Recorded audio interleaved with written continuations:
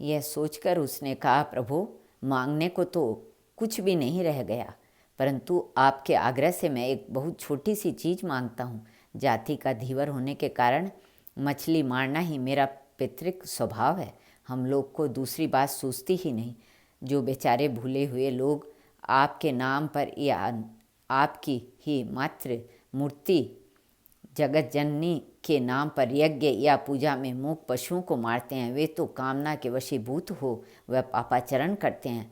वे इस बात को भूल जाते हैं कि अपना ही अंग काटने से कोई प्रसन्न होता हो तो भगवान भी जीवों की हत्या से प्रसन्न हो सकते हैं। इसलिए वे जीव हत्या करते हैं। परंतु हम लोगों का तो धंधा ही ऐसा है। प्रभु मेरा यह स्वभाव ही छूट जाए, भोजन के लिए मुझे कभी जीव हिंसा न करना पड़े और अंत काल में यह जीव आपका नाम रटती रहे तथा उस समय आपके दिव्य स्वरूप के नेत्रों के सामने देखते ही देखते मेरे प्राण निकले। बस यही वरदान दीजिए। भगवान ने भक्त रघु के मस्तक पर हाथ रखकर तथास्तु कहा। भक्त हरि हरि पुकारता हुआ बेसुध हो गया। भगवान में अंतर्ध्यान हो गए। प्रभु के अंतर्ध्यान से भक्त को एक बार बड़ा दुख हुआ, परंतु उसको तो अब सर्वत्र ही प्रभु दिखने लगे। जैसे पारस के स्पर्श से लोहा सोना हो जाता है, इसी प्रकार भगवान के स्पर्श से रघु आनंदमय बन गया। वह हरि का नाम उच्चारण करता हरिमय बना हुआ भगवान की प्रेरणा से घर पहुंचा।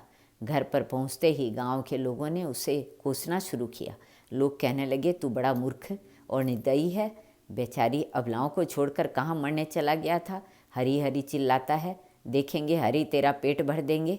बेचारे जमींदार साहब न होते तो तेरे दोनों स्त्रियां भूखों मर जाती। तेरे मन में जरा भी दया नहीं है। देख तो सही, तेरे लिए रोते रोते इन अबलाओं की क्या दशा हो गई है। रघु ने ईश्वर को धन्यवाद दिया। उसने सोचा, मैं घर में रहता तो जमींदार साहब मुझे कभी पूछते भी नहीं। मेरे पीछे से उन्होंने दोनों अबलाओं के लिए अन्न का यथेष्ट प्रबंध कर दिया। यह सब मेरे प्रभु की प्रेरणा से हुआ है। रघु ने किसी की बात का कोई जवाब नहीं दिया। लोग अपने अपने मन का उभार निकाल कर वहाँ से चल दिए। रघु ने माता के चरणों में प्रणाम किया और माता और पत्नी के खोए हुए प्यारे पुत्र को और पति को पाकर आनंद से अधीर हो गईं। रघु हरि स्मरण करने लगा और उन्हें श्री भगवान का नाम जपने के लिए कहा। रघु का इस समय पूरा परिवर्तन हो गया था। माता और पत्नी भी उनके वचनों का बहुत प्रभाव पड़ा। वे भी श्री भगवान के नाम का जाप करने लगी। रघु प्रतिदिन सुबह उठकर स्नान करता और भगवान का भजन करता, फिर कीर्तन करता हुआ गांव में घूमता। किसी से कुछ भी मांगता नहीं, परंतु लोग स्वाभाविक ही उसकी ओर आकर्षित होकर उसे बुला बुला कर देना चाहते। यह उस अंतर्यामी की ही प्रेरणा थी। रघु को प्रतिदिन बिना मांगे तीनों के भोजन जितनी सामग्री अनायास ही मिल जाती। रघु उसे ले जाकर माता को दे देता। पुत्र को इस प्रकार उस छोटे से गांव के प्रतिदिन बिना मांगे आवश्यक भोजन सामग्री मिलते देखकर माता ने मन में बड़ा आश्चर्य होता, आनंद भी होता। माता और पत्नी मिलकर भोजन बनाती, ठाकुर जी के भोग लगाकर प्रसाद रूप में तीनों प्राणी उसे पाकर प्रसन्नतापूर्वक भगवान का भजन करते। भक्त रघु अब पूर्ण साधु स्वभाव को प्राप्त हुआ। किसी से कुछ भी कहना सुनना नहीं, किसी के मन में उद्वेग हो तो ऐसी कोई भी चेष्टा करनी नहीं। दिन रात श्री हरि का नाम कीर्तन करता, भगवान में मन को लगाए रखता, यही उसका काम था। नाम कीर्तन करते करते रघु के प्रेम समाधि हो जाया करती।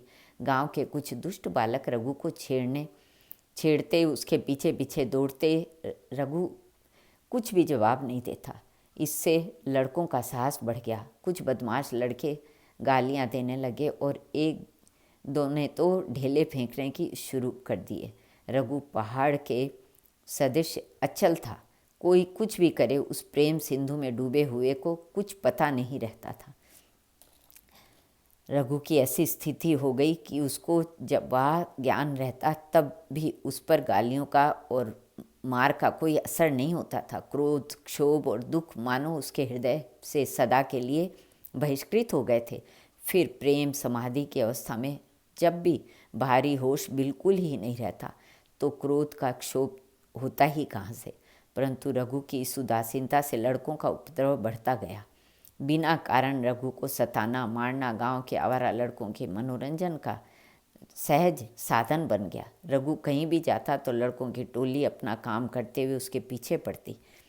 भले लड़के तो केवल हंस हंसाकर रह जाते, परंतु बदमाशों को धूल फेंके ढेला मारे बिना आनंद नहीं आता। इतने में एक दिन रघु गांव से भीख लेकर अपने घर की ओर जा रहा था। इतने में ही पीछे से आकर एक दुष्ट लड़के ने उसकी पीठ पर एक कांटे का डंडा मारा।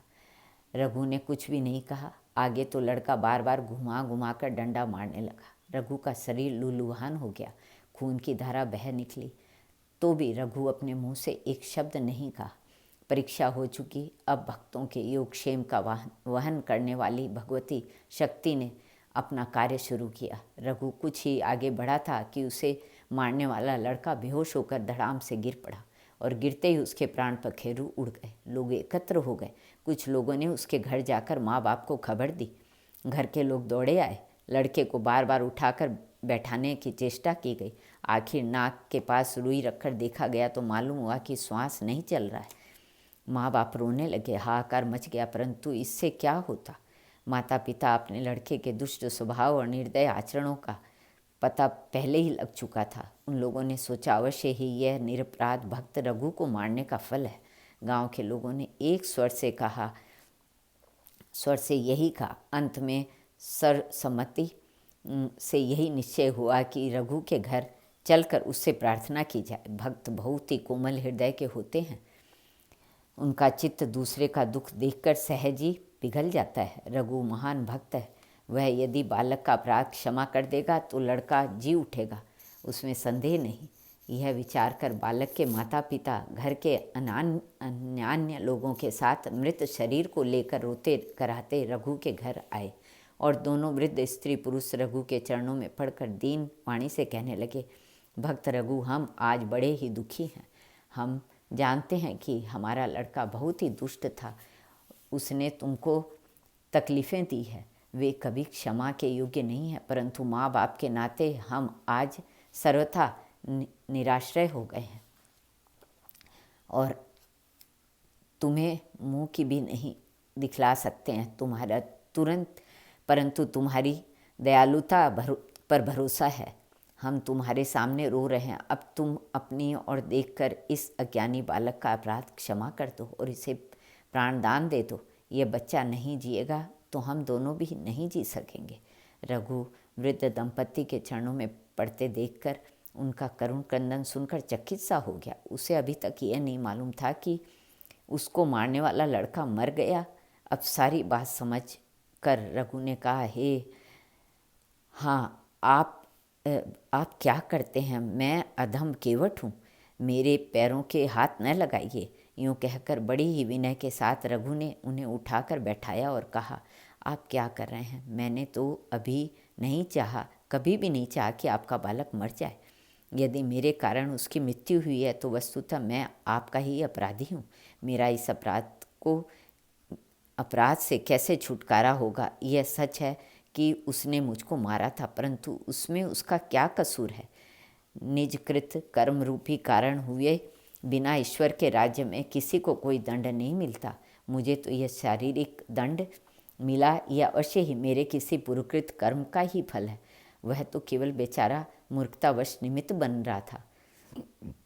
हाँ परमेश्वर, मैं कैसा अन्यायी हूँ, पापी हूँ। आज मुझे अधम के कारण इस वृद्ध स्त्री पुरुषों पर महान संकट पड़ रहा है। यदि वास्तव में मेरे मन में उस बालक के प्रति उसके द्वारा मुझ पर मार पड़ते समय भी कोई द्वेष न उपजा हो तो हे प्रभु, दया कर बालक को जीवन दान दे दीजिए। यूँ कहते कहते रघु के आंखों से आंसुओं की धारा बह चली। उसने प्रेमावेश से कहा, भाइयों आओ हम सब मिलकर श्री हरि नाम की धुन लगावें और बालक से उठ बैठने के लिए कहें। सब मिलकर मृत बालक के चारों ओर घूम घूम कर गाँव के लोग सब लोग कीर्तन करने लगे। रघु केवल प्रेम में पागल होकर नाचने लगा और सब लोग मिलकर बालक को पुकार पुकार कर उठ बैठने के लिए कहने लगे। देखते देखते बालक अंग मोड़कर नींद से जागने की भांति उठ बैठा। बालक को जीवित देखकर माता पिता को आनंद हुआ। उनकी कोई आनंद की सीमा न रही। अब सभी लोग प्रेम मत वाले होकर हरि हरि की ध्वनि करने लगे। दुष्ट बालक की मति बदल गई। वह भी हरि कीर्तन में मस्त हो गया। आनंद का सागर उमड़ पड़ा। सब लोग प्रेमानंद में सुधा पान करते हुए मस्त हो गए। कुछ समय बाद रघु ने सबको भगवत प्रेम का उपदेश प्रदान करके अपने अपने घर जाने को कहा। लोग विस्मय और आनंद में डूबे हुए घरों को लौटे। रघु भगवान के भजन में तल्लीन हो गया। भगवत भजन के प्रताप से रघु में इतनी शक्ति आ गई कि उसके मुंह से जो कुछ भी निकल जाता वही सत्य हो जाता। होते होते देश भर में रघु केवट की ख्याति फैल गई। सभी लोग उसके महान भक्त और वचन सिद्ध महात्मा मानने लगे। एक दिन रघु को ऐसा भान हुआ कि मानो नीलाचलनाथ भगवान श्री जगन्नाथ जी उससे कुछ खाने को मांग रहे हैं। उसके मन में उससे बड़ा आनंद हुआ। वह एकांत स्थान में भोजन सामग्री लेकर भगवान को निवेदन करने लगा। भगवान तो भक्त के अधीन है। जहाँ प्रेम से देखते वहीं ऐश्वर्य भूलकर प्रकट हो जाते हैं। जहाँ रघु शुद्ध अंतःकरण से भगवान का आह्वान किया वहीं आप प्रकट होकर हंसते हंसते उसका दिया हुआ भोग पाने लगे। इधर ठीक उसी समय पुरी के महाराज ने श्री प्रभु के भोग के लिए नाना प्रकार के उत्तमोत्तम पकवान भोग लगाए।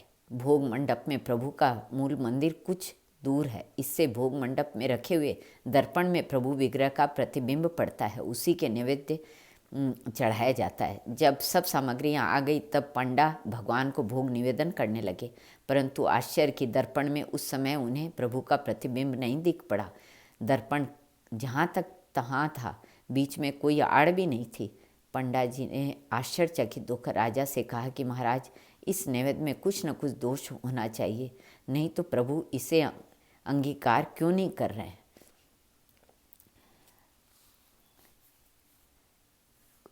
आज प्रभु प्रतिबिंब दर्पण में नहीं पड़ता, अब क्या उपाय किया जाए। श्रद्धालु राजा पंडा जी की बात सुनकर उदास हो गए और गरुड़ स्तंभ के पास जाकर रो पड़े। जाकर पड़े रहे। पड़े बड़े ही खिन्न चित्त से मन ही मन प्रभु से प्रार्थना करने लगे, हाय प्रभु, मुझसे ऐसा कौन सा उपाय अपराध बन गया कि जिससे आप मेरा चढ़ाया हुआ निवेद्य स्वीकार नहीं कर रहे हैं। कृपा करके मुझे प्रायश्चित बताइए। हे दीनबंधो, मुझे किस प्रकार अपराध मुक्त करके आप निवेद्य स्वीकार कीजिए। यूँ प्रार्थना करते करते राजा को तंद्रा सी आ गई। भगवान ने स्वप्न में कहा, राजा तू इतना दुखी क्यों होता है? क्या मैं इस समय नीलाचल में था जो मेरा प्रतिबिंब पड़ता? मैं तो इस समय पिपली ग्राम के समीप रघु केवट की कुटिया में भोजन कर रहा हूँ। यद्यपि वह जाति का धीवर है, परंतु उसका मुझ पर अकृत्रिम प्रेम है। वह सबसे बढ़कर मुझसे ही प्रेम करता है। मेरे लिए उसने मन से सर्वस्व का त्याग कर दिया और वह जब तक मुझे नहीं छोड़ता तब तक मैं यहाँ आकर तेरा प्रसाद स्वीकार नहीं कर सकता हूँ। तू जानता है, पर मैं पकवान का नहीं पर सच्चे अनन्य प्रेम का भूखा हूँ। भक्त का भाव ही मुझे खींचने की प्रबल डोरी है। यदि तू मुझे अभी यहाँ बुलाना चाहता है तो पीपली चट्टी में जाकर एकांतवासी मेरे प्रिय भक्त रघु की और उसकी पत्नी तथा माता सहित नीलाचल में क्षेत्र में ले आ। भगवान अंतर ध्यान हो गए। राजा का सपना भंग हुआ। वह उसी समय घोड़े पर सवार होकर पीपली चट्टी पहुँचे और किसी से पूछताछ कर रघु की कुटिया का पता लगाया। राजा कुटिया के बाहर खड़े होकर पुकारने लगे, परंतु वहाँ सुनता कौन। रघु इस समय भगवान को भोग लगा रहा था। राजा ने रघु और उसके परिवार को अपने पुरी जगन्नाथपुरी ले आए और लाकर अपने महल में उसे पुरी नरेश के मंदिर में दक्षिण की ओर रघु के लिए आवश्यक सामग्रियों से पूर्ण सुंदर घर की व्यवस्था कर दी। रघु अपनी माता और पत्नी के साथ प्रभु का भजन करता हुआ वहाँ आनंदपूर्वक रहने लगा। बोलो भगवान और भक्त की जय। श्री कृष्ण अर्पणमस्तु।